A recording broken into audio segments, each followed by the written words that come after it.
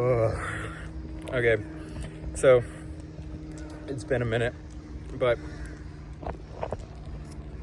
I want to come back online and to give a discussion or topic about happiness or just learning to sit in a space of so for me, the way that I've learned to do this or to sit in this space is by chanting, and that's been my practice of bringing myself into a meditative awareness. And it's been so powerful lately because I just do it all the time at this point, but it's so powerful that as soon as I start like I've learned how to just put myself in the same I call it it's called samadhi, but it's a lower form of samadhi because you're so conscious, you know. I've been learning to go into the formless as well, but it's just it feels so good to just to just sit in that heart space. Like, I enjoy the third eye, but like I just love the way that the heart feels. But anyways, so I want to go into the trick behind happiness. It's not really particularly a trick, but it is in a way. So what I mean by this is that what happiness really is a perspective, or it's a way of seeing things. And really what it is behind that even is the loss of projection onto the experience that you're experiencing, or more of the full experience of whatever you're experiencing. I wouldn't particularly call that happiness, I'd more call that bliss.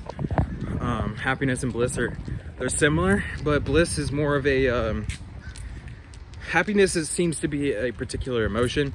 Bliss seems to be the sitting in any emotion and the enjoyment of all of them. So that's why I can say that, like, I've been in a state of bliss constantly, but the happiness rolls. I'm always happy, it seems, but it's more of it's a level of happiness that you kind of like push in and out of yourself, I guess, if that makes any sense. Like, it gets to a point where, like, sitting like this and just being in an ecstatic state of happiness, like, eventually your face will start to hurt from smiling so much, and eventually, like, you're just gonna want to just calm the self, or just, like, you know, turn the smile down just a little bit so that you can I guess, I don't know how to describe it. It's like your face literally will just start to hurt a little bit, and it just feels better to just like calm down a little bit.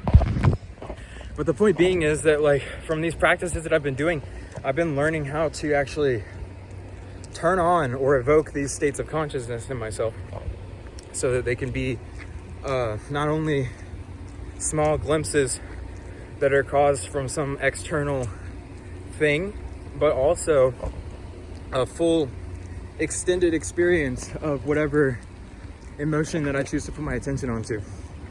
Your focus also has a lot to do with this too. So what I mean by that is that you have to learn how to take your attention and point it onto one singular emotion, or focus your attention onto one feeling and then hold that feeling. The reason why chanting is so powerful for me is because I love the deities so much that even just thinking about them, even just thinking about the word of God, immediately will bring goosebumps to my body, and a profound sense of love and happiness to myself. So through that, it's really easy for me to latch on to the sensation of happiness, because when singing these songs, that's the only thing I feel. And if I feel anything else, then that's just a perpetuation of what I was feeling before. And then you chant for like 5 minutes and it goes away. And it's just like, really, honestly, the different chants are just as powerful as any drug that I've ever taken before. Like, literally, chanting Om Namah Shivaya makes me feel like I'm on opiates or something like that. It's very interesting. And then, like, Ram will make me feel like I'm like super high and just happy and generally like in a good mood. and like Kali will make me feel like I'm on like amphetamines and like all this like kind of pumped upness. And so I don't know, like they all just have they have their own energies, you know. But that's my personal kind of like path, I guess. The point is though that I want to use, because not everybody is going to be able to go, or not everybody's going to want to go down the path of like Hindu deities or anything like that. But it's not about that really. It's more about the love that is projected into whatever experiences that you're experiencing, and it's also about the ability to put your attention onto particular, I guess, energetic foci, or like to basically just direct your attention towards particular emotions and to hold your attention on those as long as you possibly can. And also it's really important to convince yourself, or to reconvince yourself over and over again, that your emotions are created by you and they're not subject to the external environment. So it's not something that you're responding to per se. It's more of a reaction to your own internal experiences. So when you feel emotions, understand that that's a response to the environment, and that's also a response to the internal. And if you can just observe the response and not really get identified with it, then it will change into something else. And then you just sit there and you just observe that new response and you watch it change into something else. And eventually what will happen is that one of these things that it changes into will be pleasant or happy or good, a good feeling to you. And then once it changes into that, then you can kind of grasp onto that a little bit. And it's not about grasping onto it per se, but it's more just, you can take your attention and just linger on that emotion for a little longer. And then you'll notice it changes again.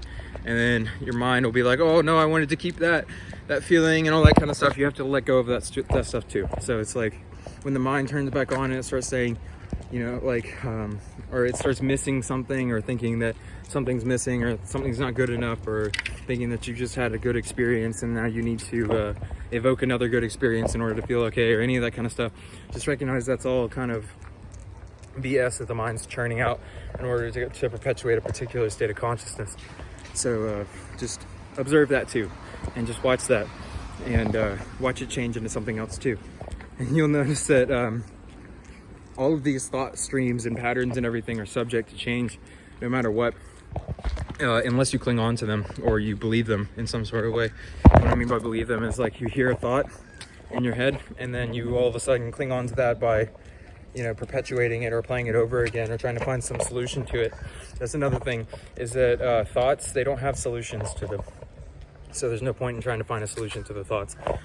Thoughts are literally just an energetic frequency. They're just a presence, and they're just a flow that's flowing through you. It's like trying to grasp onto water and to hold on to water, or to find substance in water. And you'll notice that if you ever try to pick up water, it just falls through the fingertips. So that's the same kind of nature of the thoughts too. They seem really real because the emotional kind of significance behind them and the other kinds of experiences like that. But in reality though, what's going on? Interesting. Anyways, they seem really real because of that stuff, but it's actually not. It sounds like that machine's like destroying stuff. But it's they're actually projections of the mind. And so like it's basically like story after story after story after story after story. And after watching 1,000 movies, you get to a point where you realize that a movie is a movie is a movie is a movie, and you can enjoy horror movies the same way that you can enjoy comedies, the same way that you can enjoy dramas, the same way that you can enjoy any of these other things. And that's just by seeing what it really is. And what it really is just a story or a game or it's basically just like an attempt to be able to send an understanding of another perspective into a person. And then your job is just to accept that perspective and then to not really judge it, and to not really do much of anything with it other than to learn to find the enjoyment in it. So like a lot of people think that a lot of this stuff is about changing your experience, or intensifying your experience or accelerating your experience or doing any of these other things. And it's not really about that. What it's about is the opposite of that, really. It's like, it's not about working on your external world. It's more about going inside and learning how to be okay wherever you are, and then going back out and manifesting through that okayness or that goodness that you feel inside of yourself. And what happens there is that when you find that kind of space in yourself, then what happens is that you're able to disconnect from all the little stories that you've been attached to your whole life, and you can start to have a different experience internally inside of yourself.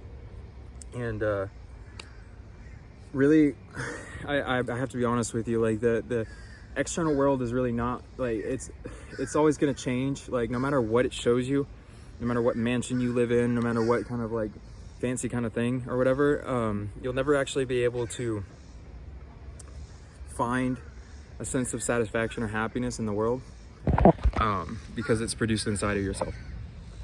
So once this kind of trick or this illusion is seen past, then life becomes very blissful all the time, because you realize that there's nowhere left to go, there's nothing left to do. I mean, you still have stuff to do and you still have stuff to go do or whatever, but like the point is though that you don't have to be attached to the results of your actions or any of that kind of stuff. All you have to do is just be here and just learn to enjoy witnessing from this perspective. Also, it's very important to work on the body, you know, and try to be as healthy as possible. I noticed that as I changed my diet more and more, and like basically got to a point now where I'm like fruitarian, but it took a while to transition into that. But like the point being though is that now my body feels so light and so airy and so good, and so like I don't get any, like I used to have pains and anxieties and all these different things that I would go through, and now it's like my body is completely clear and it feels like a empty vessel, but in a good way. Like it's so light that I can just like kind of live free, you know, and it makes it really easy to do stuff. Like I can walk for like 10-15 miles in a day and not really get tired at all, literally. And you know, you can walk up and down like super steep hills without losing breath or oxygen. And my oxygen level is like 250% up from what it was like a month and a half ago or 2 months ago. Also, Harataki powder, that's really good for building oxygen, or like making it to where you can breathe a little bit better. It also helps with immunity. Another thing is turmeric, neem, mucuna powder or mucuna seed powder, which is also a really good one, and that one will increase dopamine output in the brain by almost up to 400%. Taking it a dose of 5 to 6, or anywhere between 4 to 5 to 6 grams per day, every day for a month, and then you would see the benefits after a month, and then you just keep taking it throughout.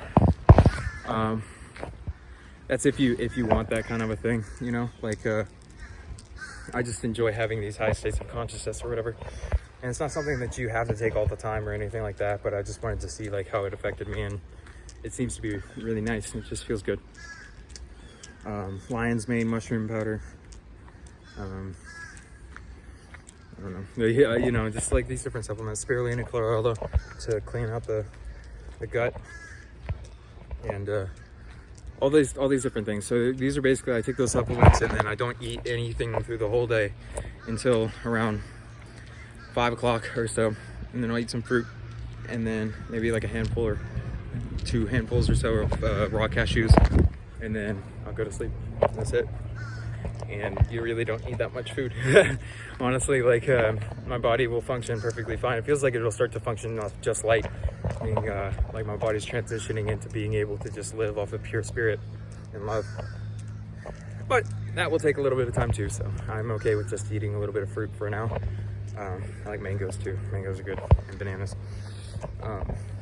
But yeah, I feel like I went on a little tangent there on the very end. But the point of this whole thing was that, you know, you have control over your thoughts, but you also, the control is not what you think it is.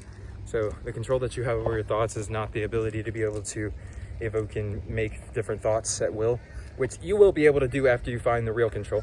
The real control is just to watch or observe all thoughts and feelings and actions and all that, all the emotions and all that kind of stuff, and to not get caught up in the mental game of it, and to just observe it changing and moving.